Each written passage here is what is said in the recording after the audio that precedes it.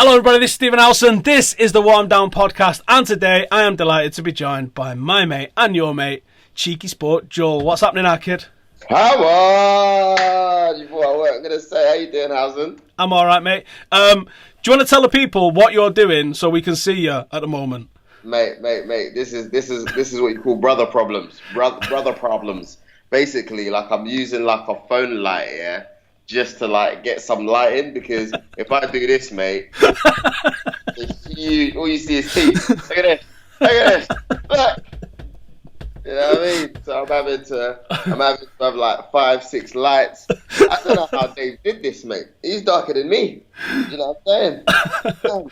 Speaking of brother problems, you just come back from Russia, where that was interesting. What a sick. Yeah, just came out from Russia and I'm alive. But not only by luck, to be honest. Like, because I wouldn't fuck about in Russia. Tell people what happened.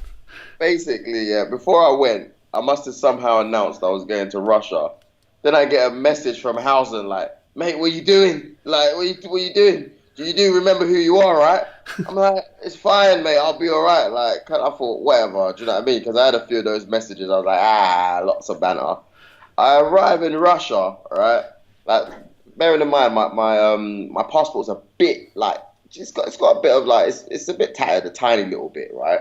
Oh, mate, that's not good over there. They detained me for a solid 25 minutes. Like, the woman's like this the whole time. Like looking at me, look at the passport. Next thing you know, she puts it through the system. And then there's like all these Russian guys that had to come and approve me. I was pissed off. I was pissed off with you as well, because you were right. And then, but then besides that, I went there and you know, all the Russian people have never really seen anyone that's black. So they just wanted to take pictures all day long. So I felt like Howson at Old Trafford. So it was all good, man. What was the atmosphere of the tournament like? Because obviously World Cup's there next year. People are genuinely worried about gangs of hooligans mooching about and all that sort of stuff, aren't they? Yeah, they are. But let me tell you something. The fans that I was there with were really, really good. There was only like one Cameroon fan that I saw outside of the stadium.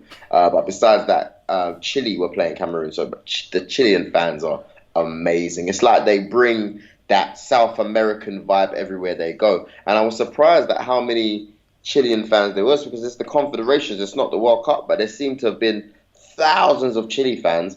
And then I found out that Chile is the richest country in South America, so it makes sense. I didn't know that either. Yeah, so every day is a school day. Every day is a school day, my man. Yeah, you know? I didn't know that.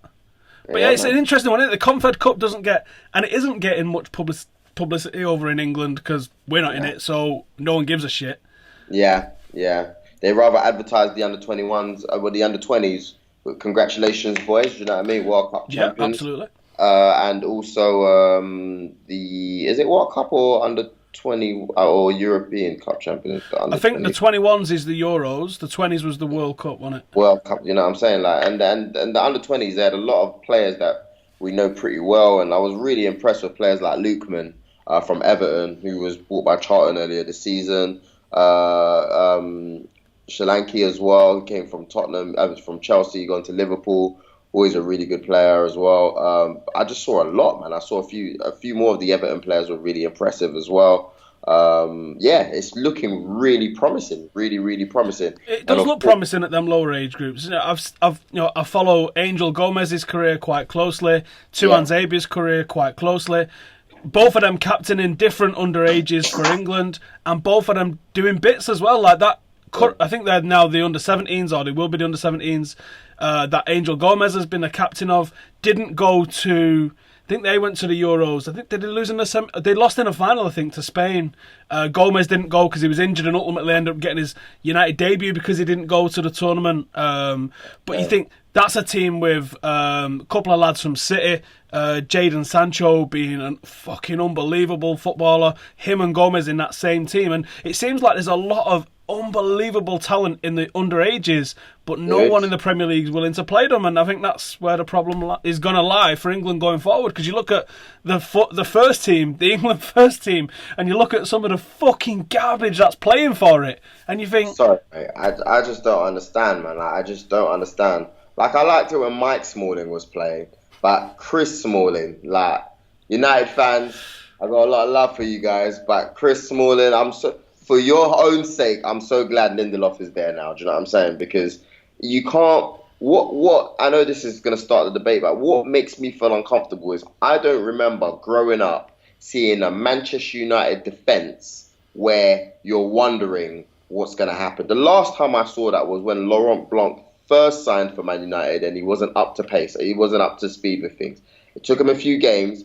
By the end of the season, he was solid. Fair enough, he didn't get the new contract, but he ended up playing okay. And I got that's the last time I remember a shaky Man United defence. We had a period when Arsenal won the league in 2004 and then Chelsea won back-to-back titles, and we was playing the likes of Sylvester centre-half, and we had like Kieran Richardson left-back, and there was some dodgy times there prior to us signing Vidic. It was Rio Ferdinand, but it would have been someone substandard next to him generally at centre-half, and that was the issue. Once we signed Vidic, I mean, that back four of Vidic with Evra and Wes Brown, that's going to take some beating as a back four, that. But let me tell you something. How long did it take before you rectified that? What, half a season max? Right?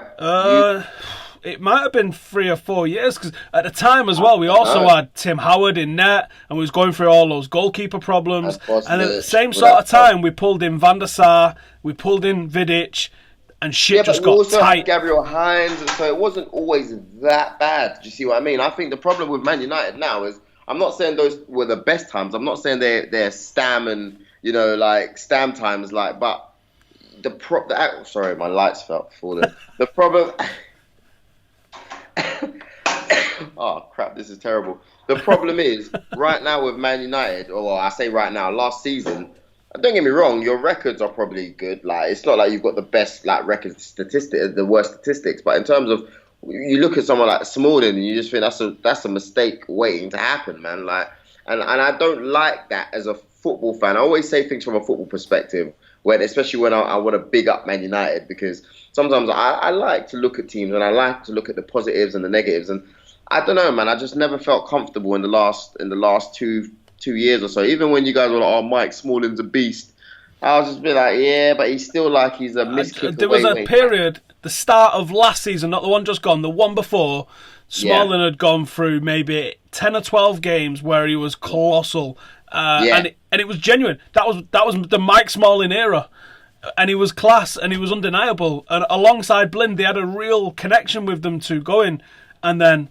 I don't know what's happened to him this year. I don't know if it's form. I can't tell you what it is, because he looks a shade of himself, and he looks frighteningly bad. Stephen Howson, let me tell you something. When was the last time you looked at a Man United team and you said, 10, 12 games where he was solid? That's not good enough. That is not good enough. Do you know what I mean? Like, that is the standard. You're starting to sound like our club, mate. Do you know what I'm saying? Like, you're starting to sound like Arsenal, mate. No, it was 10, 12 games from the start of the season. He started the season mint, and then, I don't know if he got injured. I can't remember what happened with him, but he fell off. Sounds like Arsenal. He started losing. Sounds like Arsenal, mate. Great start, didn't finish. It's not good enough, all right? It's not good enough. So, that's it, really. But for you guys, like, I look at the oppositions and I go, I'm hearing a lot of good stuff about Lindelof. I'm thinking that sounds really solid.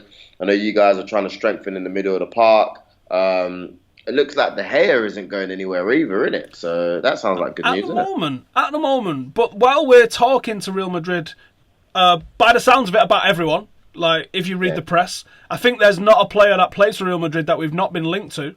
So while we're supposedly talking to Real Madrid, someone in that negotiating room is going to throw a little trading card across the table with David De Gea's face on it at some point, aren't they?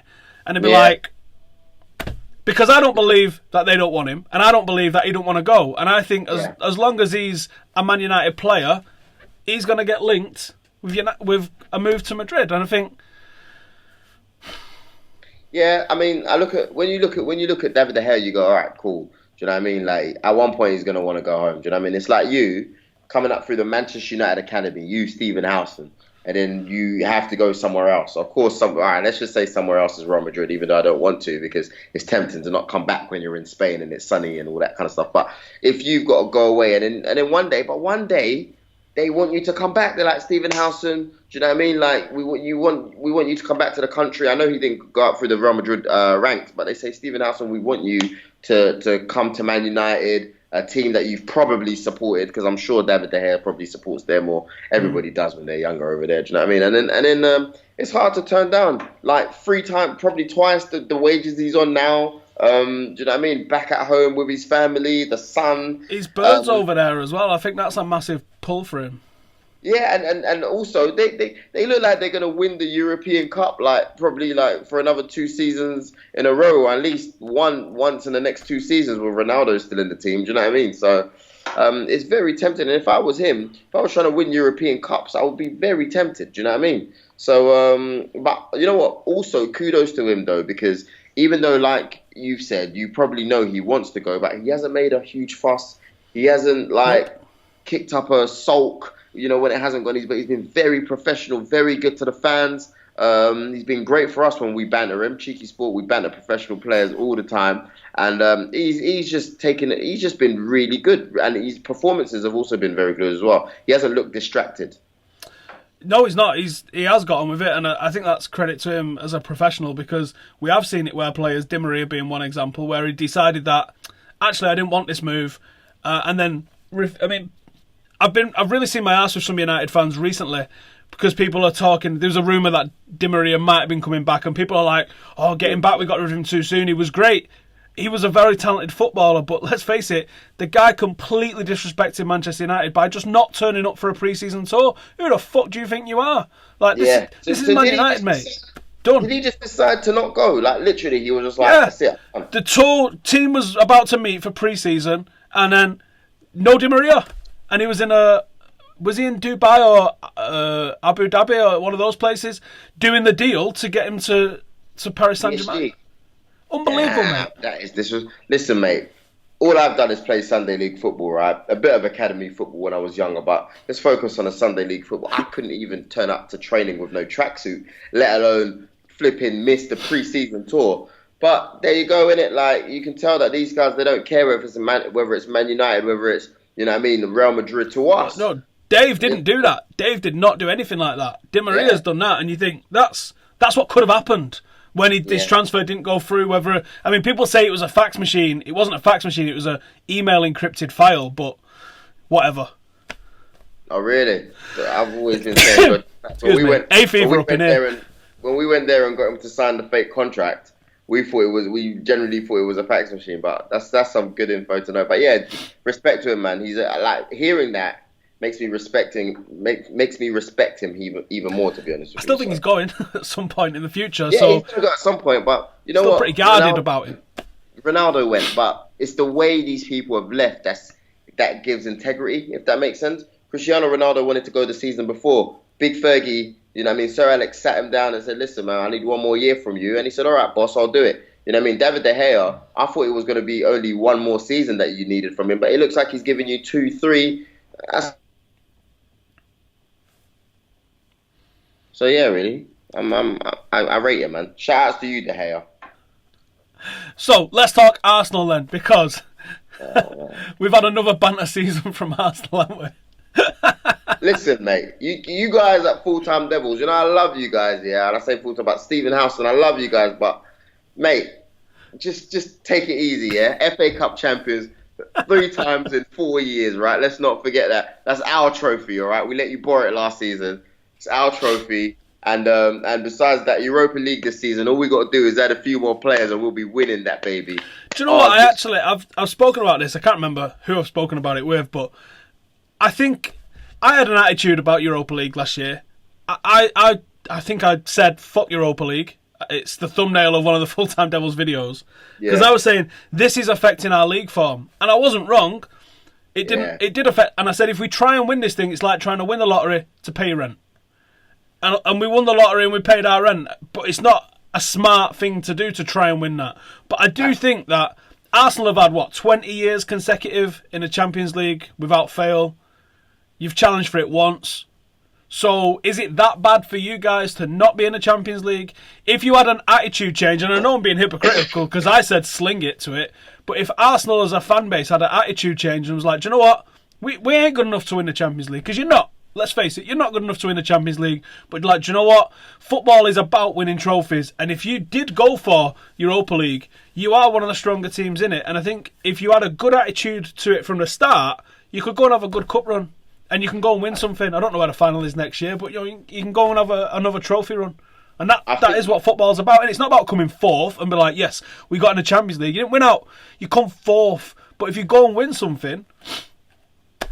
It's true, and that's why a lot of fans are laughing at Tottenham, because they came second, but hey, still no trophies. Do you know what I'm saying? Like, and I completely agree. I really completely agree. I think that end of the day,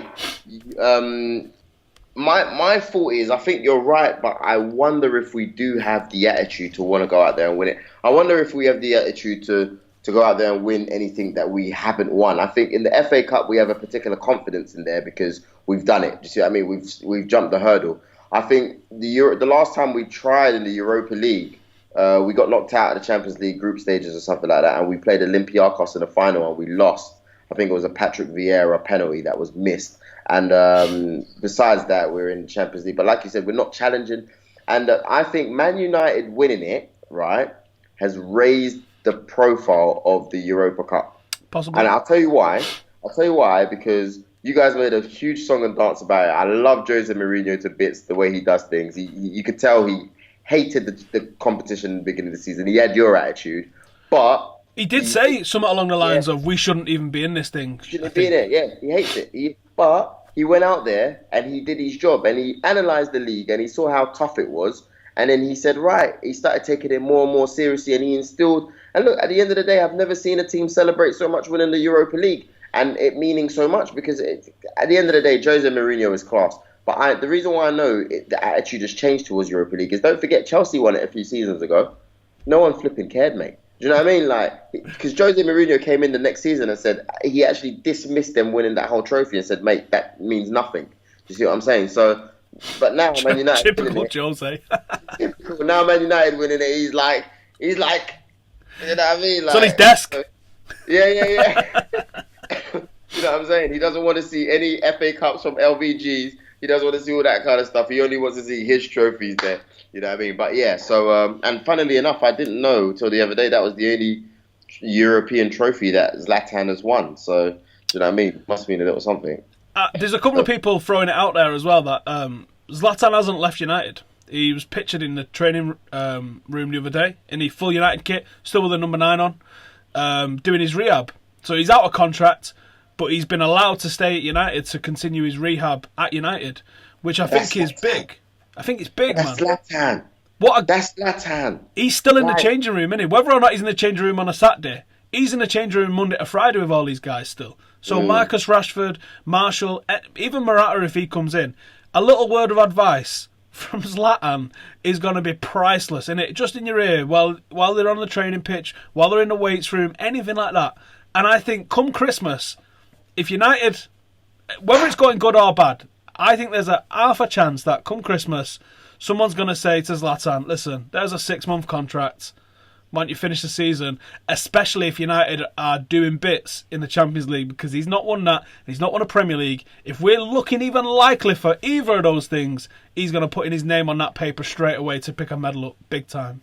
Yeah, and I think, and you know what? So can you explain to me the situation for the listeners? So you're saying that I heard that he was allowed to carry on his rehab. I mean, to me, that's kind of normal, because sometimes you do have players, like when you've got a good relationship in the club, they make exceptions. I remember Henrik Larsson for Man United. They tried to get him a medal because he was immense in the games that he played for United. I'll never forget that. Do you think, there goes that light again. So do you reckon they'll keep him on to train even like when the season starts?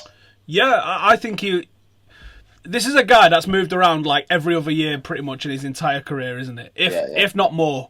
So he's never had a base. He's never had a home that's his home.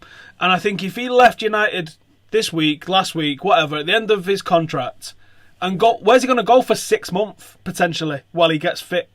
If he doesn't know where he's going potentially now, although there's been some stuff saying that he might be going LA. Someone from some clothing brand released something saying like LA, and everyone assumed that it means he's going to LA.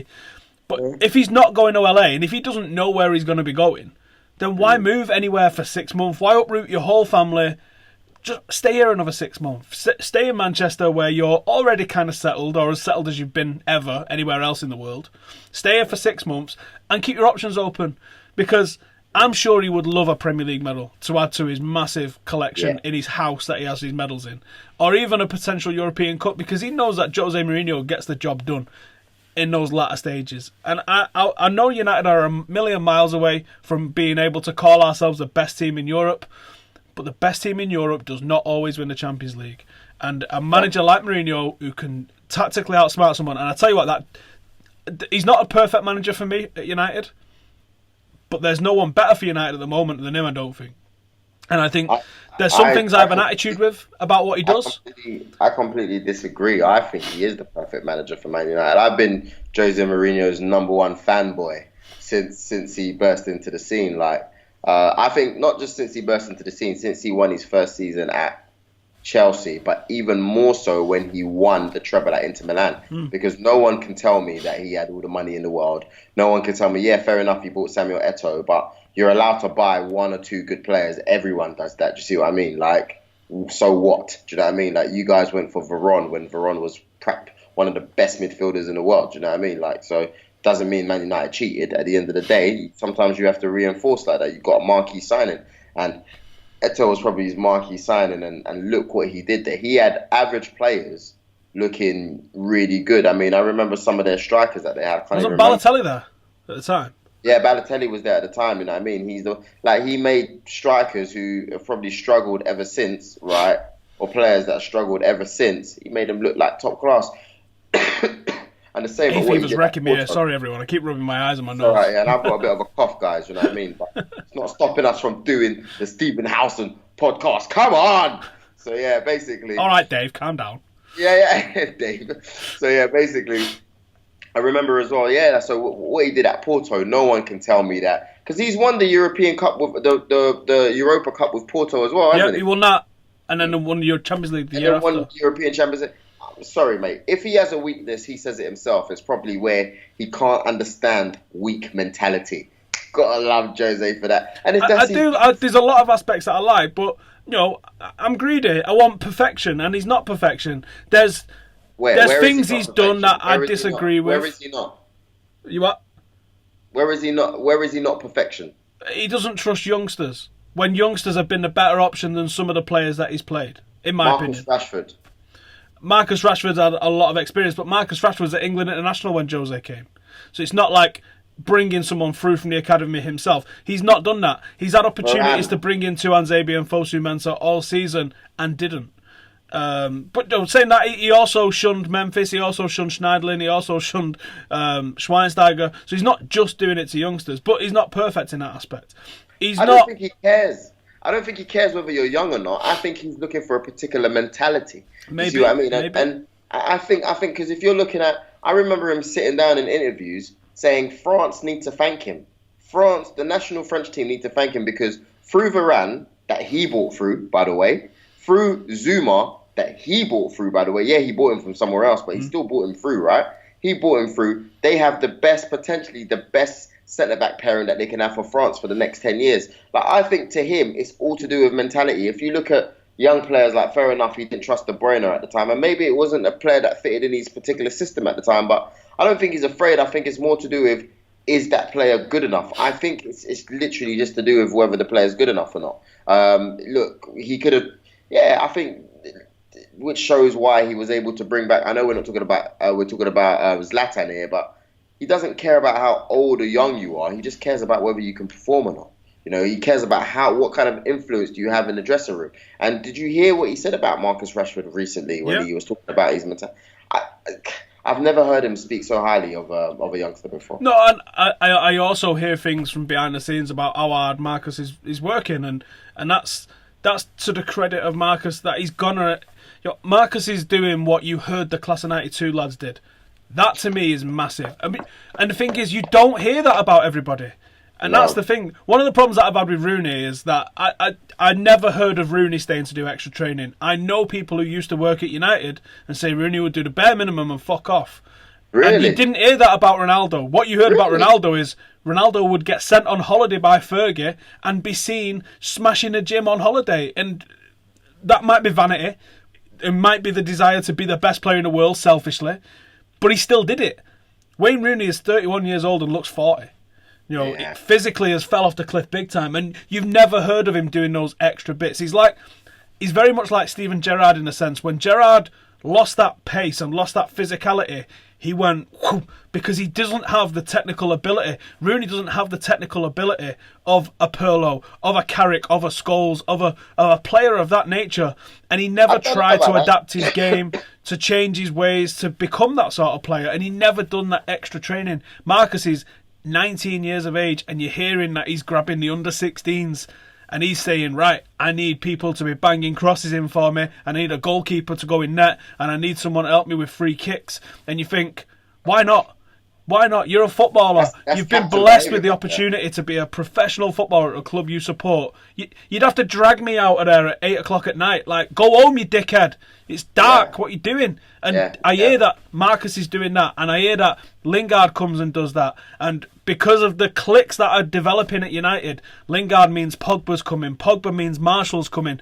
And then before you know it, you've got a team of players with this unbelievable, unshakable work ethic. And that, for me, is when you know you've got a force to be reckoned with, because that's what the Class of 92 lads did. They saw Cantona going out there with a bag of balls, practising his touch, practising his shooting, and then he would get Beckham out there and be like, oh, you, stick some crosses in for me. And Beckham's like, no problem, fanboying out to death because Cantona's asking him to throw crosses in for him.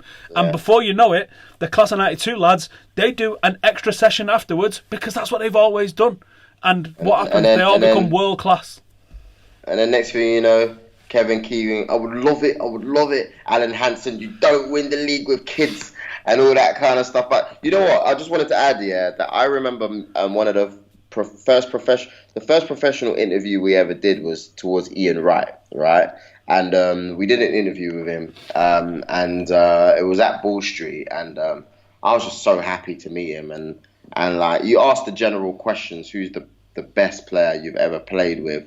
And he went to say Paul Scholes, right? He was like, Paul Scholes was unbelievable. You can see why. I remember when Paul Scholes scored his like debut for England, him and Ian Wright were linking up like crazy. Was that in the World Cup 98?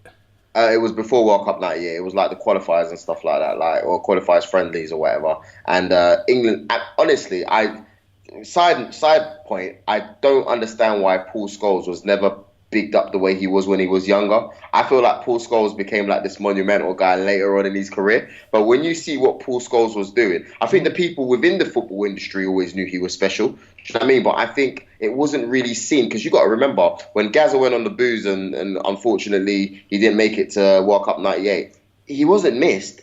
Paul Scholes stepped up to the plate and did the business. And I think at like 20 or whatever he was. It was mad, like absolutely mad. And Ian Wright was saying that Paul Scholes was by far the best player he's played against, right? Or played with or whatever for England and whatnot. But the other point is that he said all the Man United boys were trained well. He goes, Cantona, these are his words, and I need to send you the clip. He goes, Cantona had those boys trained well. And I was like, what do you mean Cantona had those boys trained well? And it links in with exactly what you're saying. Cantona had those boys out there putting in crosses for him, putting in the work, doing X, Y, and Z. And that all showed when they went back to the England camp. Do you see what I mean? And then all of a sudden, you got these young boys that are just performing way above their level, way above their age. And I want to see that. I'm a massive Marcus Rashford fan. Even when Martial was doing bits last season, I was like, personally, guys, I'm a Marcus Rashford guy. And I'm glad that I stuck with it, because it's like I could see his mentality. For me, it was like, fair enough, Martial. There's no 50-50 balls with Rashford. Yeah.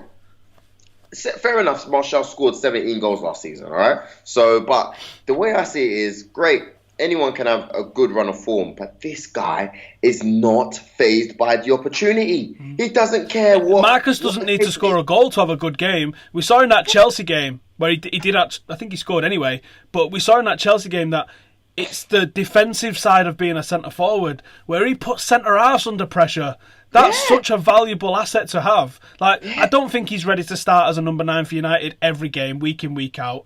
But I can see against a team that you don't fancy yourselves against, or a team that you think, we're going to be under the cosh a bit here, throw Marcus Rashford at them and just tell him to get after them centre halves and just watch what happens. He makes them shit the pants. No, and it's like, and I completely agree. And I look, and for me, that's why he's.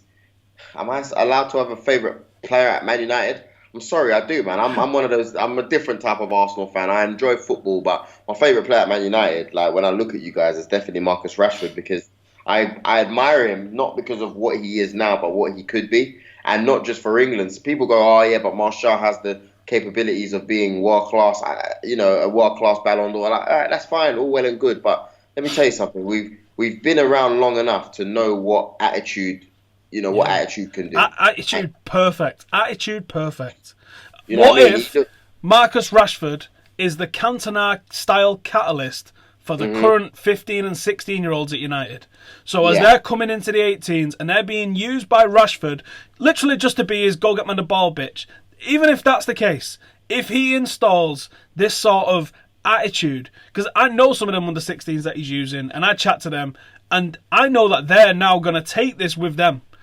As they get into the 18s, that click's going to grow. And as they get into the 21s, 23s, that click's going to grow. And before you know it, you end up with a whole team of dudes that's just all about the graft. And that's already there in existence in several of the players, because Adi Barlow, you'll start to see more of this season, I think. And I think he's 17. He might be 16. I think he might be 17. He's exactly the same as Marcus Rashford in mentality. No such thing as a 50-50 ball. He's probably a better goal scorer, a better finisher than Marcus Rashford is, actually. But no such thing as a 50-50 ball. He's that relentless that you almost want to sit the guy down and give him a back rub and say, chill a little bit, because he's so intense. Joe Riley, which we have seen in the first team, he's the same sort of intensity. There's a couple of these players dotted around the squad where you just go like, who the fucking hell scouted you guys? Like, because the attitude is unbelievable, and I think it's infectious. You see Marcus chasing down Cahill, and you see Jesse Lingard's like, fuck it, I'm going to chase him down as well. And before you know it, the whole team's pressing and pushing forward. And I think that's something that has been missed. And it's not the be-all and end-all. There was this big thing when Tevez and Berbatov was at the club, and everyone wanted to keep hold of Tevez because Berbatov's lazy. It's a whole different style of play. And sometimes you can have players like Tevez. I don't think Tevez was the most technically gifted player. I think he was a bit more of a hungry, mate. Guy. But yeah, he was hungry. Yeah, he was hungry. And I think he can be a bigger game changer sometimes than a more skillful player. Just through sheer determination, through sheer attitude and everything like that. He can change a game with that internal tempo. And I like Rashford for that. I liked Chicharito for that as well, to be honest. Oh, mate, honestly, I was watching him, because like you said, I was in Russia, and I was watching him for Mexico. Man, honestly, I would have snapped someone's arm off for that player. For me, right, do you know what he was to me? He was the closest player I've ever seen in the Premier League to Michael Owen. Him and Robbie Keane, goal poaching, right? He's different goal poaching. Van Nistelrooy is the ultimate poacher, right? But in terms of goal poaching, like, I think he was something else. Completely something else. And fair enough, you lot needed to get rid of certain players, and at one point you had like 5-6 strikers because you had the young guys coming through. I think you had Chicharito, you had Welbeck, you had RVP, you had Rooney. We just got Falcao as well. I think when Welbeck and Chicharito went, it was the right decision. But when you look back on it, you go... Maybe the timing, yeah, because of the players they had. But I'll tell you what, if there's one of those players that I would have wanted to keep, right, it would have been him. It would have been him, because... He wanted first-team football, didn't he? And we couldn't offer it him, and what can you do? We couldn't have offered him. You go, is he going to be ahead of Falcao prior to us knowing that Falcao was only going to score Rooney. 4? No. Is he going to be over RVP? No. Rooney at the time? No. So you're like, look, you're going to be fourth choice at best, and that's why Welbeck was moved on. I've seen a lot of United fans moaning that we moved Welbeck on. You're like, he was fifth, possibly sixth if you put him behind Chico in terms of the pecking order. Like, you can't justify keeping him. If he wanted to, I think we offered him a loan, and he was like, nah, get out of here. I'm going permanently if I'm going. And I can't argue with that. Mm-hmm. No, I agree. Hold on. Rubicon, mate. You lot need to start sponsoring me. I like Rubicon. Dave needs to get me a supermalt. I need to be indoctrinated and find out what the hype's all about. To be honest with you, mate, I'm not a big Supermall fan. I'll be really honest with you. Maybe I should be saying the opposite because everyone loves Dave, everyone loves Supermall, but it's just not me, mate. I'm you know what I mean. You'll never see me actually drinking a Supermall. Probably see me holding the bottle. Or holding Dave's bottle, but to actually drink it, it's not me, mate. What do you do with all the Nando's bottles that you get signed? You know what, right? Nothing. Like, they just kind of like become collected ornaments of some sort. Like, and it's like, some of them we've given away to fans, like in terms of some of the stuff that we've got signed. I think the latest Nando's thing we had was the Nando's stick sign, and we gave it to a fan, and he was so happy because it had like Conte over it. Like, do you know what I mean? I don't know. Yeah, whatever. And yeah, some things we give away, some things we keep. I've got a bag down there with 14 signed shirts in. I don't know what to do with them. Seriously, well, you know what, man? You got to look after your guys. You know what I mean? The guys on the Stephen Howson channel, you guys are brilliant. Do you know what I mean? Like, I do a lot of giveaways, actually, but all these shirts, I've got some specific era ones where I'm trying to build up. Like, I got a Class of 92 one. Oh. We went to the Class of 92 game. We got into the dressing room in the Class of 92 game. Me and Jadinho. And I had to go and do some filming for Devils. So I was like, listen, Jaden, here's a pen. There's the shirt. I went, make sure you get all the Class of 92. He's like, right, sound. And then I left him for like half an hour while I went and did my filming. I comes back and I was like, have you got everyone? He's like, yeah, I got Giggs, I got Scholes, I got Gary Neville, I got this guy, I got that guy. And I was like, fucking buzzing. And he goes, I got Rio Ferdinand as well. And I went, what? I said, why have you got Rio Ferdinand? And he was like, because he was in a dressing room. I was like, Rio Ferdinand wasn't part of the Class of 92. Oh, man. He devalued the shirt without knowing. He devalued the shirt. I was so happy and so mad at the same time. Oh, poor guy. He probably thought he was doing the right thing. He definitely did. Oh, man. Oh, my gosh. That is hilarious. I've got like, I think I've got like 15 of the 20 Class of 92 lads on there. Solid. And Rio Ferdinand. Solid. I recently played some football with him as well. Oh yeah, what's the crap with Rebel FC? Yeah. He was literally our manager, and he was offended that because he asked everyone in the beginning of the game. He goes, "All right, I want you guys to write a player and write who you think you play like." And I was playing centre half at the time, right? So everyone was just like, Kante, all this. And, you know, me being ballsy, I wrote Rio Ferdinand. Like, and then straight away he's like, Joel, did you write this? I'm like, yeah. He goes, what, you mean me, Rio Ferdinand? I was like, well, I didn't mean Antoine. I meant you. Do you know what I mean? And then it's like, you know what I mean? You got to play like a Rolls Royce. You got to be oiled up, strong, engine, whatever. And then at the end of the day, mate, we didn't let him down. Do you know what I'm saying? We didn't even concede a goal, mate. Take that, Rio Ferdinand. Come on, son.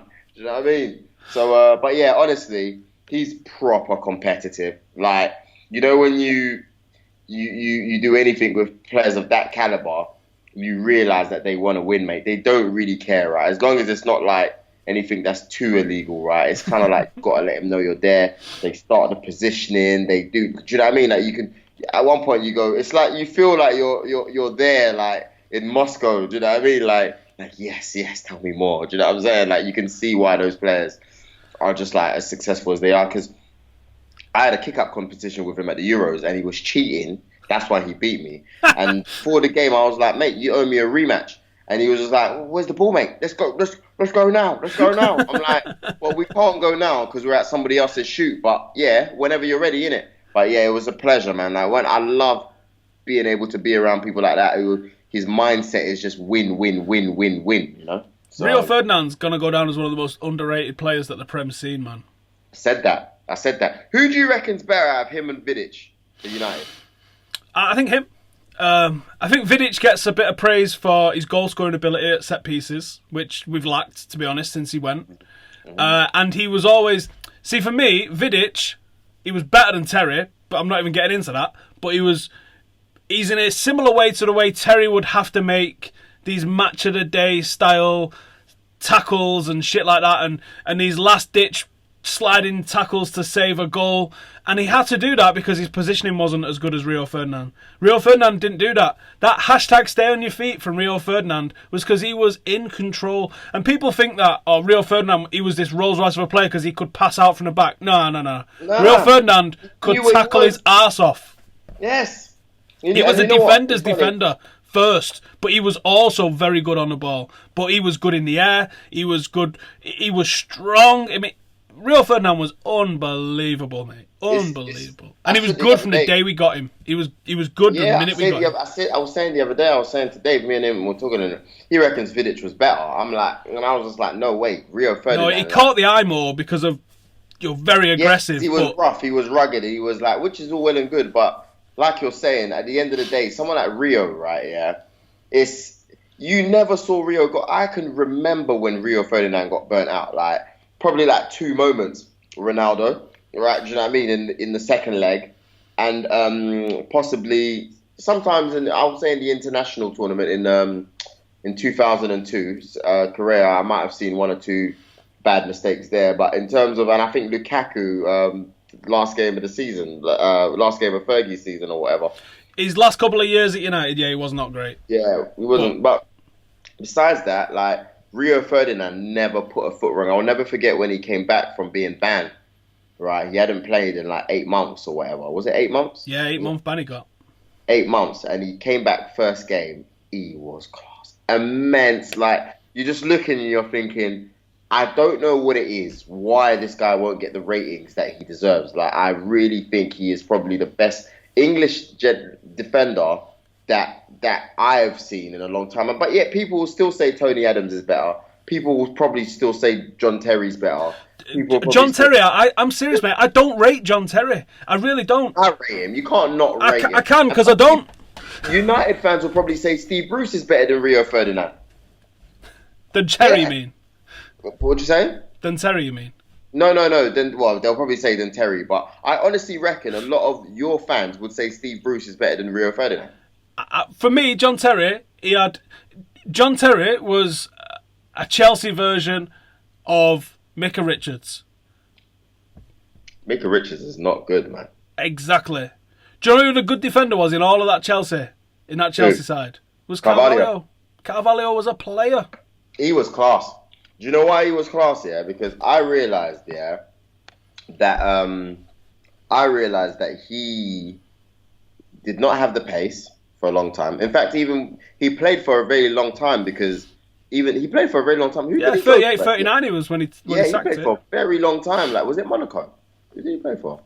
He was playing somewhere for a very long time. Was at Madrid recently, I think, as well, wasn't he? Pardon? Was he not at Madrid recently as well? I got Google here. He went to Madrid after Chelsea. Yeah, he did. Yeah, he was. I think it was Madrid. Yeah, he definitely was at Madrid. Because you know what, he was, and that's another player, right? I don't know how much Jose Mourinho got him for, but let me tell you something. It probably wasn't a lot. Yeah, it was Madrid and then Monaco for 3 years. There you go, Monaco. Yeah, so he's still playing. He's still China. Playing. He's in China. Classy player. Do you think he was a better defender than Terry? Actual defender? Yeah, 100%. I'm asking the wrong guy because you think Terry's as good as Micah Richards. So yeah, so 100. For me, it was all about Carvalho, and Terry was the fuggish dickhead alongside him. He was. Yeah. Terry, what you tell me what Terry was good at? He was good at aerial stuff. I'll give him that. He was very good at dealing with aerial stuff. But even that, there was games that I saw for England where I was just like, who rates this guy? I remember he went out to head it once and it hit the top of his head and just bounced straight up. And I was like, I don't even do that. Best header in the Premier League. Get the fuck out of here. I don't know, man. You got to give him some more rating than that. I don't have to. He's won a lot. He's got a lot of medals under his belt. But you're just stubborn, man. You're just stubborn. Nah, man. He's won. Do you know what was funny? Yeah, I had a football debate with one guy. His name is Nike. Yeah, and I need to send you this video. They asked who's the most successful. We was having this argument about who's the most successful English defender of all time, right? Now, he came out and he was like, John Terry, all day long, blah, blah, blah, blah, blah, blah, blah. I looked at him, I was like, you're having a laugh, right? He goes, who would you say? I'm like, well, the question is, who's the most successful English defender of all time? I was like, it has to be Gary Neville, right? Like, correct me if I'm wrong. I think he's got 10 or 11 titles, yeah. it has to be Gary Neville. Because, what are you talking about? It's got to be John Terry. I'm like, are you being for real? Like, did you listen to the question? Like, don't get me wrong, I'm not here hating on John Terry. Like I said, I think he's a good player. Do you know what I mean? Like, how I feel about his off the pitch incidents is like completely different about what I think of him as a football player. And personally, I think he was class. But I thought that you can't take away from Gary Neville, even though he knew Gary Neville had more numbers. I was like, but the reason why I like Gary Neville is because Gary Neville himself will tell you he wasn't that good. He will tell you himself and Phil Neville, they had to work their arse off, mate, because they did not have the natural ability. And a lot of times in life, I feel like that about a lot of things. So it's like, do you know what I mean? Like, I have to work at certain things. And like, I looked, and you can't deny the success of players like Gary Neville and stuff like that. I don't know. Maybe I'm talking about United players because I'm on a United fans podcast. But this isn't a specifically United thing, though. A lot of it always end up going that way because I know more about United than anything else. People say that I talk more about United than I do about Arsenal, mate. I don't care. All right. Yeah. Right. Listen, I know 2 Arsenal fans that aren't off their head. Right. You're one of them. Yeah. And Woodsy's the other. Right. Do you know any other Arsenal fans that aren't mental? Because you must go to the Emirates and meet some. There must be some out there. I mean, I just don't know them. Yeah, there's what's his name? Oh my god! I love that this is a thing. I love that he's not gone. There's fucking loads. What are you talking about? He's gone. Yeah, there's one. I can't believe I forgot his name because he's a really good guy. Oh my days! I hope he doesn't see this. He's gonna kill me. He looks like Ty. He's a black dude, but he's really big. Really big. He wears glasses as well, right? Looks like Ty. He was. Do you remember our video that we did where there was you probably never saw it, but when the Chelsea players were saying, "You'll never sing that. You're champions of Europe. You'll never sing." And there was a black guy who Die Hard Charlie was singing it to. I can't remember his name. But anyway, he's very, very realistic. Like, when it comes to things, he's really, really good. But believe it or not, I think Claude is realistic when he speaks. He is sometimes. He can be. Maybe you watch him more than I do. But we had him on our podcast not long ago, which you need to come on as well soon, by the way. He's pretty realistic. But and I say, when you and believe it or not, I'll say, I can't remember his name. I can't remember the guy's name. But anyway, yeah, I think he's pretty realistic when it comes to what he thinks of. He's very spread out. I just can't remember his name. But yeah, I can't say Claude's realistic because Claude loses his shit when he's talking to Ty. And I don't know how much of that is like... No, I'm not talking about that. I'm not talking about that. Put them deliberately to sort of like flip him out or whatever, but... Now, I'm not talking about that stuff. I'm not paying attention to that. Like, I know what you mean there. That's like, I'm not talking about that. I'm talking about when you're genuinely talking football, right? Because if you catch me on the off day, you might hear me going, yeah, United, forget you got. But I know deep down inside, when I talk to Dave tries to call me he says I got a love for United because my whole thing is I'm a massive fan of the class of '92 mentality, right? There's certain mentalities that you love. I love Ajax's mentality where they had, you know what I mean, they were bringing through the youth. I love the class of '92 mentality, and I love our Arsenal unbeaten season run. We had a great mentality. The what? Don't start. It wasn't an unbeaten season. It was an unbeaten competition. In the league. One competition you was unbeaten in. Yeah, don't. I knew you was gonna say that. You've been spreading this chat for a while. What is it that you're gonna say, just in case people don't know? It wasn't an unbeaten season. You can't call it an unbeaten season. It was an unbeaten competition. We've gone through seasons without losing in a Champions League. So what? What was that? 98, 99? 98, 99? Yeah, we didn't lose then. And I don't think we lost in 08.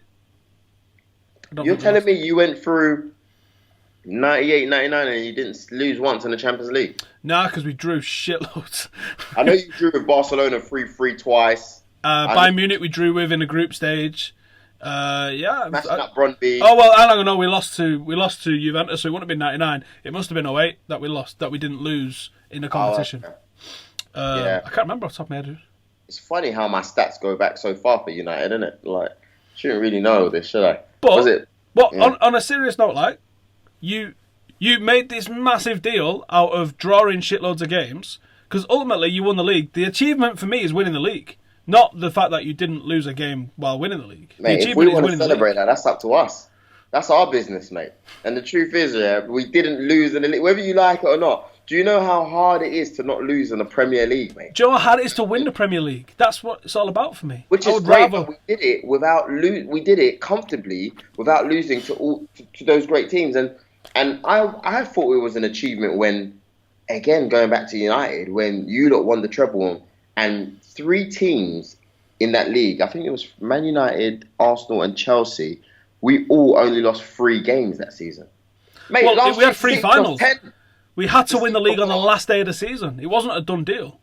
I would rather win it like that than bore the piss out of everyone.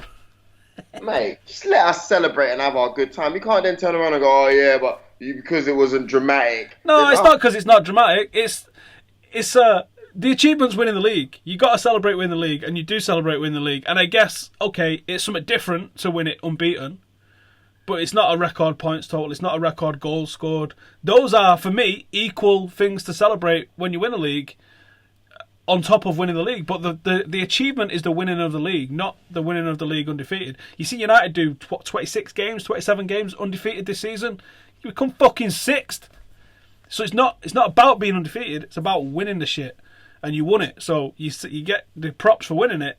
But you don't get extra props. Leave us alone, Stephen. I'm not going to sit here and go back and forth with that. Just unbeaten in it. Just know that, innit? 49 unbeaten. And I know there's Dave somewhere in the background is going to say, but who stopped it from going 50? Hey! Come on, United. Nah, I don't want to hear none of that, mate. Do you know one of the first games I remember at Old Trafford was the Battle of Old Trafford in 1991, which actually led to the Pizzagate incident when we did stop you winning 50 games and not being beaten for 50 games.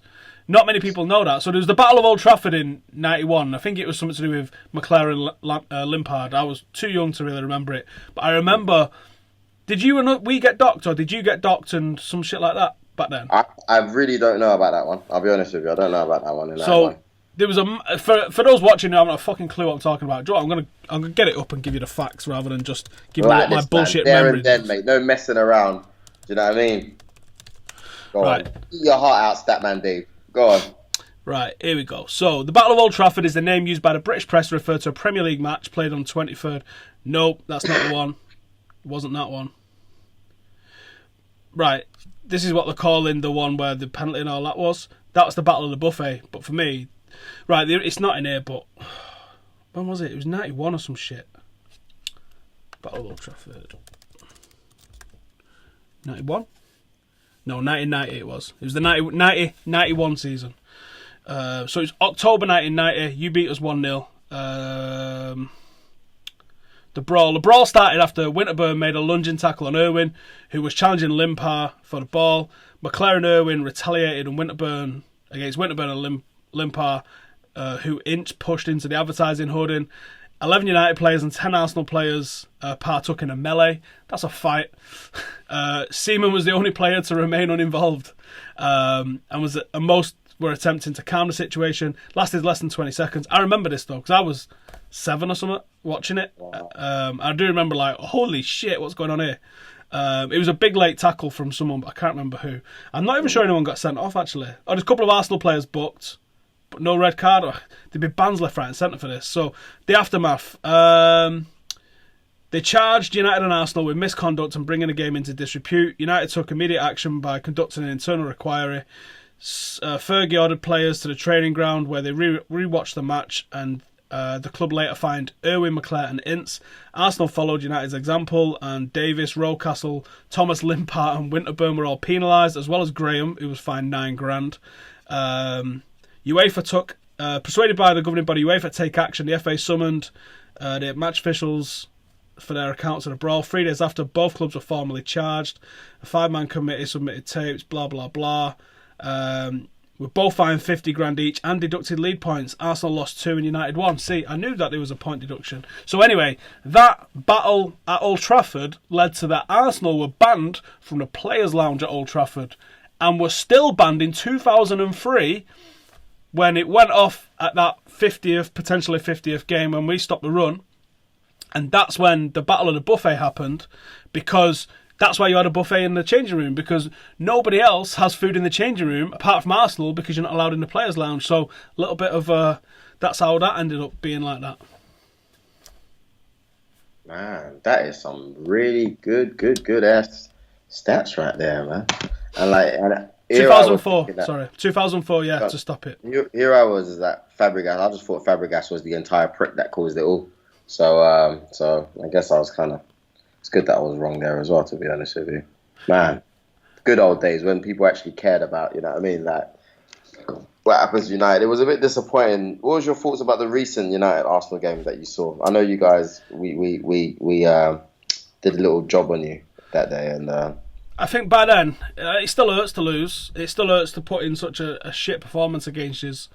But we'd already switched focus. Mourinho had already switched focus. I think the only positive to take from the game was the job that Tuanzebe did on Sanchez, which was fucking masterful.